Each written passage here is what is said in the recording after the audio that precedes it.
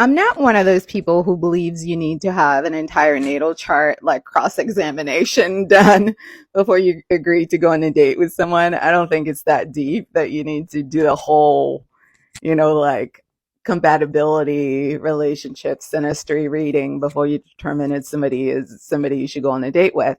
But I think a bare minimum, you should have a good understanding of their moon sign and their Venus sign, as well as their Mercury.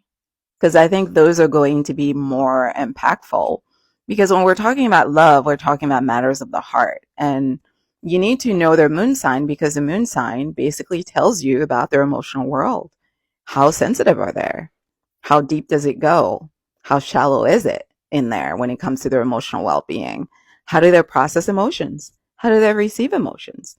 If we're trying to make a love connection, if we're not able to communicate with one another on an emotional level where we can hear each other there, and more importantly, feel each other in that emotional space, then what kind of a connection are we going to have?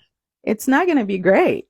I can tell you that because I need to feel bonded to you emotionally.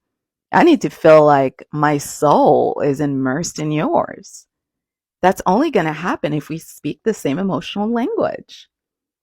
That's what it feels like to be with a soulmate. It's a soul connection, and that comes with feelings. So, a bare minimum, you should know what is their moon sign because that tells you what you need to know in terms of how they feel things and how they interpret things emotionally. Their Venus sign is how they love, how they like to receive love. How do they create beauty and harmony and balance in their life? What do they consider to be an abundant life? What does abundance look like for them? If somebody has a Venus sign that considers abundant things to be things that are abstract, as an example, and someone else has a Venus sign that considers abundant things to be things that are concrete, that can be a challenging mix. As an example, someone that has Venus in Aquarius and someone that has Venus in Taurus are just fundamentally different. And on top of that, they're both fixed. So nobody's given in. Nobody is trying to follow. Nobody's trying to change. So that's just not going to work. And then communication. Inadvertently in a relationship, you're going to have conflict. That's part of dealing with other humans. How do you communicate?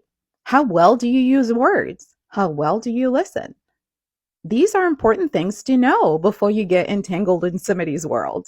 So those are my top 3 that I would recommend for relationship compatibility of bare minimum.